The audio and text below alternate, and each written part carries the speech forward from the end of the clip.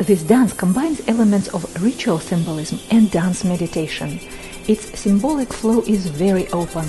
It can be a reflection on actual experiences of your life, or it can be used as an affirmation or reminder. It's about lightness that arises when you're at peace with yourself.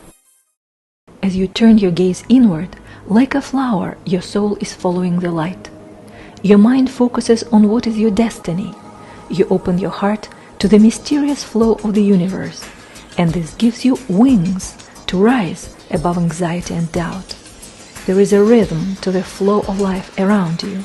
You are calm, just observing and looking for inspiration to accept or get over the events that have touched your life, and to forgive or forget whatever stands between you and peace.